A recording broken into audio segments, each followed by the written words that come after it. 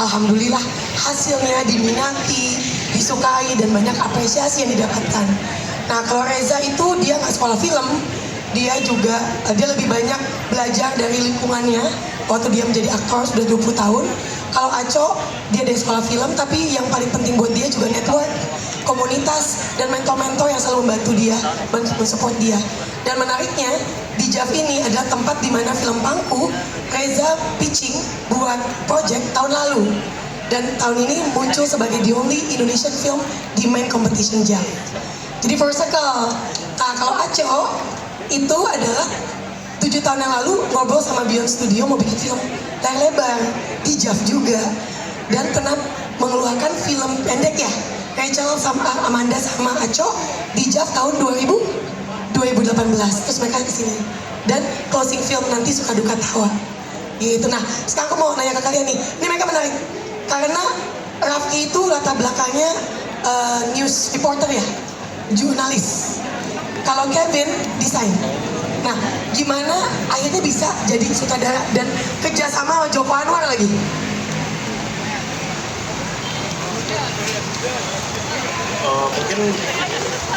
Mungkin di awal waktu itu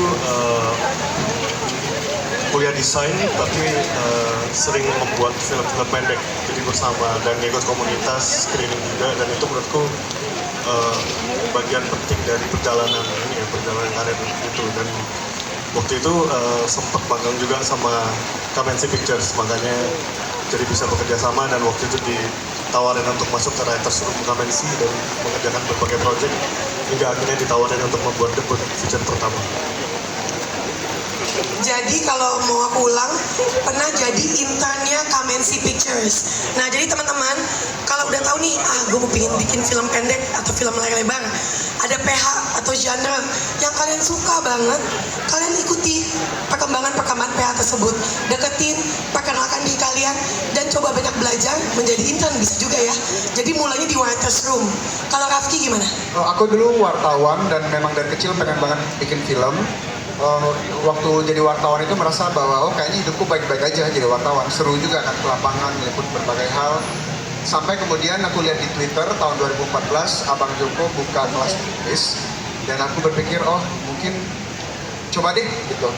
Jadi meskipun aku tidak tertarik menulis, aku coba untuk apply karena aku tahu masuk ke industri itu, apalagi aku nggak ada mengait sama industri, susah banget. Jadi aku coba apply aja, diwawancara sama Joko sama Tia Hasibuan, dan kemudian keterima kelas menulis. Habis itu tapi nggak langsung juga dapat pekerjaan di industri, baru 4 tahun kemudian diajakin untuk nulis dulu Kafir Bersekutu dengan Setan.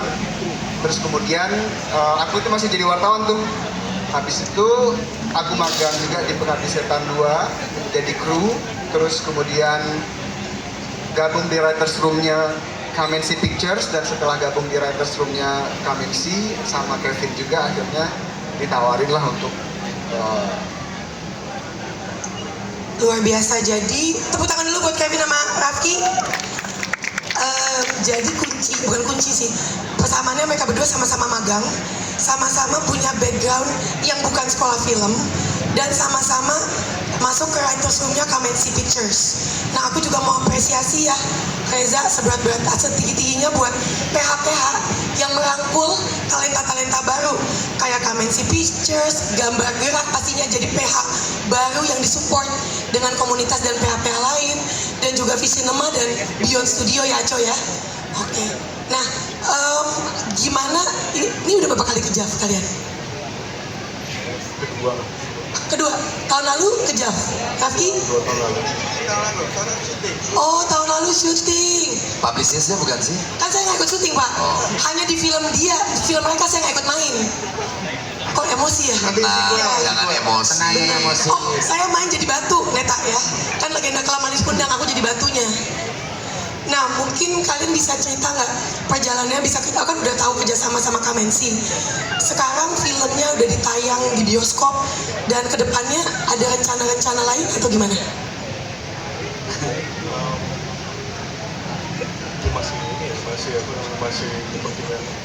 Masih development untuk berbagai project, terutama project pribadi sih yang bikin aku bikin.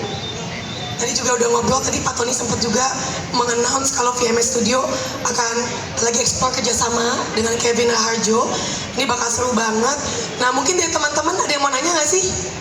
Ini udah berhenti hujannya loh. Ada yang mau tanya. Ada yang mau tanya nggak? Daripada aku ngomong mulu terus Reza marah-marah. Ada yang mau bertanya? Ada yang mau bertanya nggak? Ada yang mau bertanya? Mau nanya? Todong aja Bu. Todong, oke.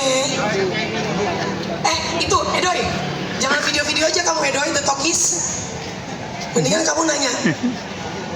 Coba. Teman-teman, hujannya udah berhenti loh by the way. Silakan kesini lagi. Wah. Udah PW.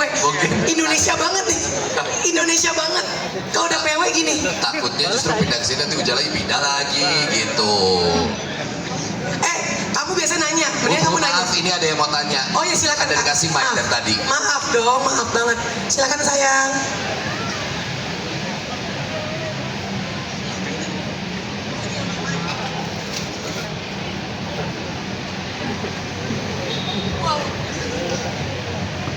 Cek.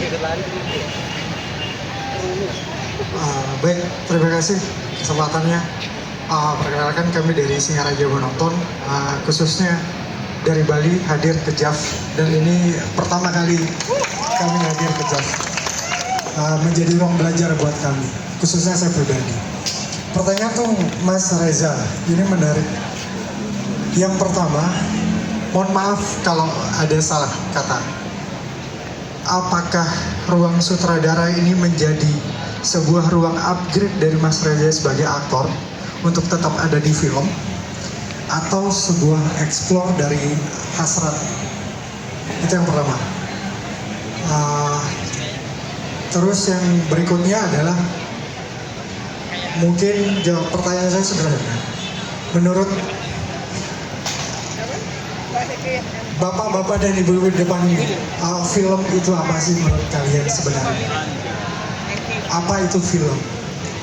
Karena mungkin kebanyakan orang akan tahu film itu ruang komersil, hiburan, dan lain-lain. Tapi menurut yang di depan, film itu apa sih sebenarnya? Terima kasih. Thank you Mas pertanyaannya. Saya jawab yang pertama dulu. Apakah ini ruang upgrade sebagai sutradara untuk tetap bisa bermain? Saya tadi lagi mencoba mencerna kalimatnya kembali, tapi koreksi kalau saya salah. Maksud Anda adalah bahwa apakah ini bentuk upgrade diri saya gitu ya kira-kira, kalau saya tidak salah memahami. Buat saya mengupgrade diri definitely not becoming a director. That's not an upgrade. Karena profesi saya sebagai seorang aktor, itu kewajiban buat saya mengupgrade in each every project gitu ya. Maksudnya I have to keep going, keep upgrading myself dengan atau tanpa reasoning apapun gitu. Karena buat saya itu menjadi kenikmatan tersendiri untuk terus mengasah dan belajar dan mengupgrade whatever that needs to be upgraded gitu.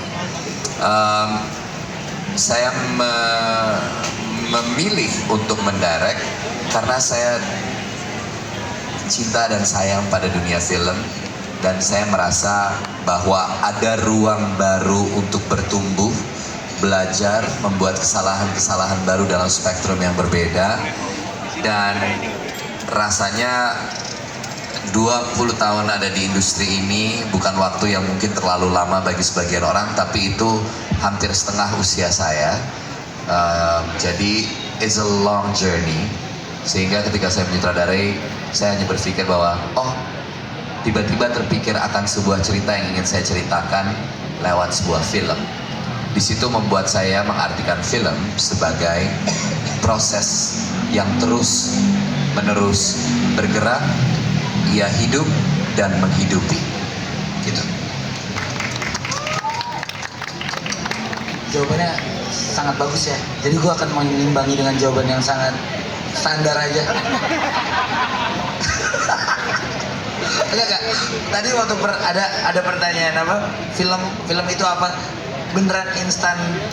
Aku pengen di kepala adalah aku selama 4 tahun kuliah di IKJ, dosen penulisan skenario aku tuh Pak Armantono. Pak Armantono setiap kelas skenario, Bu mungkin juga diajar Pak Armantono. Ingat nggak Bu? Yang dia lakukan adalah dia masuk kelas, dia bawa spidol, dia akan tunjuk random mahasiswa untuk mendefinisikan film adalah, dia cuma akan nulis film adalah dikasih ke mahasiswanya, dan dia tuh pengen jawabannya exact seperti di diktat yang dia tulis. Jadi izinkan saya menjawab berdasarkan apa yang diktat tersebut. Udah lama banget ini merecall memori. Jadi tapi menurutku definisinya sangat menjadi refleksiku untuk merenungkan selalu. Oke, membuat film harus mengingat elemen-elemen yang ada di kalimat ini. Jadi menurut Pak Armantono, film adalah cerita yang dituturkan melalui rangkaian gambar bergerak di dalam maaf Armantono. Film adalah cerita yang dituturkan melalui rangkaian gambar bergerak kepada penonton di dalam ruang gelap. Jadi ada cara menuturkan, so there's a form, ada cerita yang dituturkan kepada penonton melalui rangkaian bergerak, there's a style dalam ruang gelap. Jadi ada mediumnya. Jadi kayak itu tuh dia selama 4 tahun kayak pas lulus baru aware, oh iya ini ternyata yang dia coba cekokin. Jadi kita selalu sadar ketika bikin film tuh ada elemen-elemen ini loh gitu. Jadi terima kasih Pak Armantono. Saya nggak kuliah film, jadi saya jawab sendiri aja ya. Kalau buatku film adalah cerminan kehidupan kiri kanan dan orang yang jauh dariku. Dan film adalah salah satu cara buat kita keluar dari bubble kita sendiri, mengerti bagaimana hidup yang kita tidak pernah ketemu dan mungkin tidak akan pernah bertemu dalam satu hidup kita gitu. Jadi itu yang membuat kita ya jadi bisa berempati gitu sama banyak cerita yang kita tahu dan kita nggak tahu gitu. Dan itu makanya yang bikin aku bersyukur banget jadi aktor adalah ya ampun Tuhan ngasih aku kesempatan untuk bisa menjalani berbagai macam kehidupan hanya di satu kesempatan aku hidup ini. Itu dari aku. Aduh, bagus jawabannya. Aku jurusannya matematika, jadi jawabanku lewat hitung-hitungan kan. Enggak. Apa ya? Aku simpel aja ya. Kayaknya film itu adalah sebuah media seni di mana kita melihat dan kemudian berharap bisa ikut terlarut dalam perjalanan satu atau beberapa karakter dan tersentuh olehnya dalam berbagai cara. Itu aja. Mungkin kalau dari aku pas kecil pertama kali nonton film dan terpukau dari film yang aku tonton, sebenarnya menurutku film itu tempatku berfantasi sebenarnya dan berimajinasi, karena menurut seperti yang tadi dibilang juga keluar dari bubble, tapi menurutku ini tempatku berimajinasi. Sudah menjawab? Terima kasih banyak. Kevin. Yes. Is it you're Kevin, right? You're such a character, ya. Gue kayak dari tadi ngerekam dia gitu, kayak gue main film apa ya abis ini kira-kira bisa kayak Kevin. Yang karakternya kayak dia. You're such a character, really. Dia lucu banget. Dan ngangguk-ngangguk aja. Oke, boleh satu pertanyaan lagi sebelum aku tutup? Oke.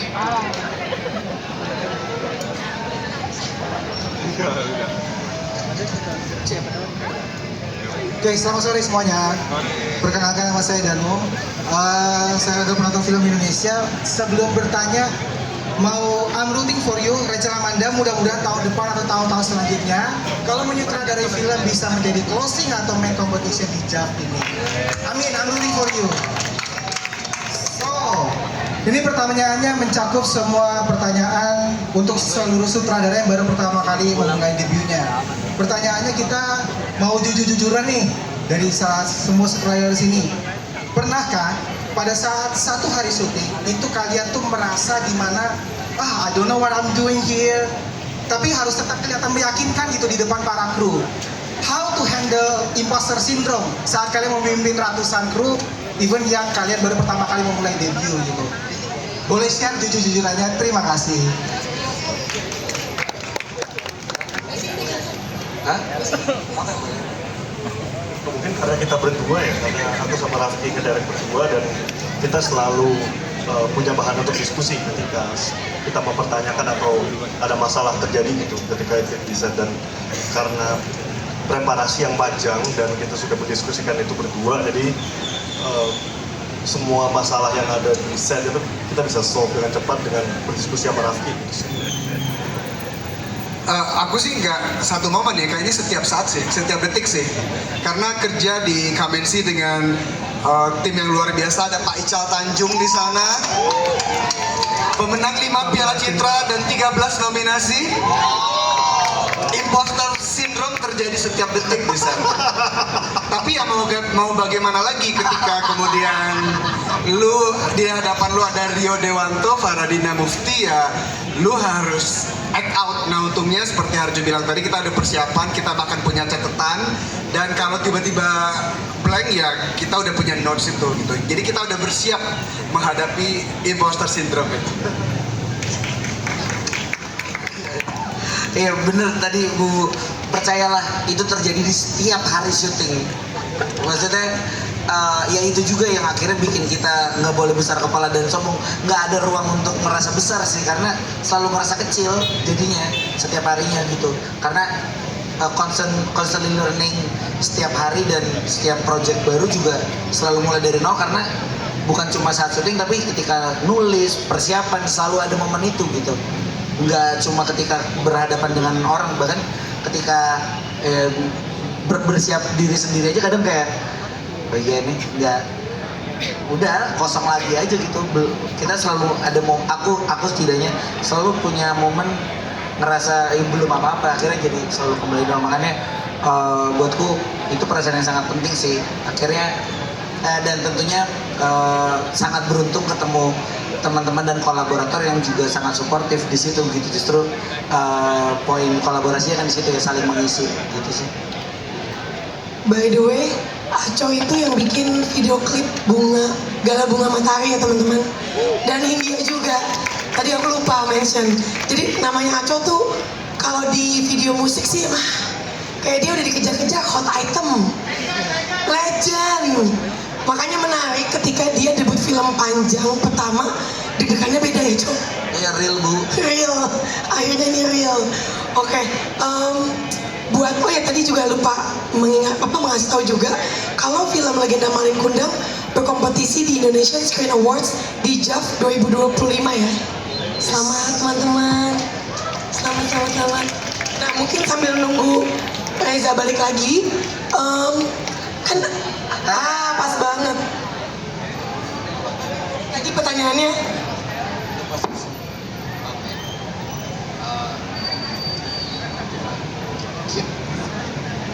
Kalau pengalaman mungkin saya jujur-jujuran kan ini karena punya pengalaman sebelumnya berorganisasi bersama Bubu. Saya juga nggak mau ngarang untuk bilang oh ya I feel that, karena emang during filming mungkin prepsnya membantu. Saya bekerja sama dengan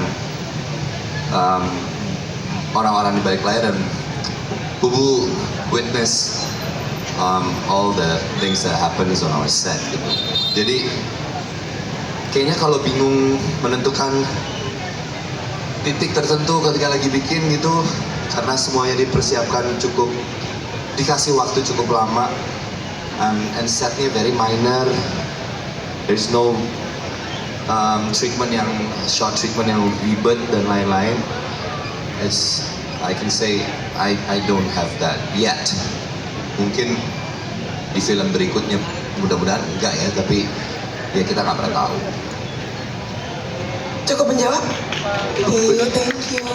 Ya begitu ya, kira-kira di lokasi gimana Bu? Wow, dia mah seriously, aku bisa speak buat Reza dan juga Aco ya. Mereka berdua tahu persis apa yang mereka mau ciptakan. Jadi ketika aku bikin talks ini, aku bilang sama Vivian, sama MTN, kayaknya aku mau bikin deh film debut yang tidak seperti film debut. Karena aku bekerja sama dengan sutradara pertama yang tidak seperti sutradara pertama. Mereka tahu apa yang mereka mau bikin, apalagi Reza, dia tahu persis. Dan persiapannya juga Aco dan Reza dua-duanya pada saat reading, kita dipersiapkan dengan baik, dengan acting coach, dengan blockingan. Jadi ketika kita udah sampai di lokasi, ya semua udah tinggal menjalankan dan bersinergi. Itu yang paling penting. Jadi nyaman banget dan ya luar biasa. Oke, satu lagi nih, cuman bisa dijawab Reza atau Aco atau juga Rafki. Karena kan kalian penulis juga dong di film ini. Pernah mendapatkan writer's block nggak pada saat membuat Legenda Kelam atau Suka Duka atau Pangku? Pernah dapat writer's block nggak? Dan what did you do? Oh, pernah. Selalu kayaknya setiap pengalaman menulis pasti ada writer's block. Aku biasanya nggak ngapa-ngapain dulu, aku biarin dulu. Biasanya berenang atau ngapain karena aku berpikir kalau udah terlalu mumet, kayaknya perlu mumetnya dihilangkan dulu. Jadi kayaknya kayak benang udah semrawut, aku perlu luruskan dulu. Caranya adalah untuk tidak memikirkannya. Aku ngapa-ngapain dulu. Ini itu berenang, ketemu teman, ketawa-ketawa, habis itu duduk lagi.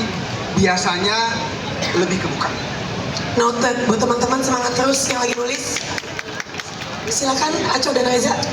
Writer's block tuh ternyata menyehatkan kok. Karena itu sering dialami dan nggak apa-apa. It's completely normal and fine. Take your time, berhenti dulu sejenak ya tadi yang dikasih tahu juga sama Rifki. Bener banget gitu, kayak just berjarak aja dulu, nggak apa-apa, berhenti dulu, ngapain dulu kayak gitu. Tapi ya aku ngalamin banget sih sama Felix. Bahkan kita berdua, nulisnya kan berdua nggak sendiri sama Felix Nesi. Itu pun kita bisa di satu meja berdua, tiba-tiba kita lihat-lihatan kayak udah dulu yuk kita ngapain dulu. Jadi pernah banget. Aku di titik saking seringnya writer's block sampai aku merasa, oh, there is no such thing as writer's block. Kayaknya emang selalu akan writer's block gitu, karena sampai akhirnya aku menemukan meme-nya Taika Waititi itu bagus banget. Opening up your laptop and doing nothing for the whole day and just crying and closing your laptop again is part of writing. Ya jadi kayak ya udah menangis dan gak nulis apa-apa itu adalah menulis. Jadi it's okay dan sangat normal. Oke, terima kasih teman-teman. Terima kasih banyak udah hadir. Ini udah jam 5 lebih, wow, 5:08. Terima kasih sekali sutradara Pangku Reza Radian. Terima kasih sekali Aco Tenri, sutradara dan juga penulis dari Suka Duka Tawa. Pangku ditulis oleh Reza Radian dan Felix Nesi.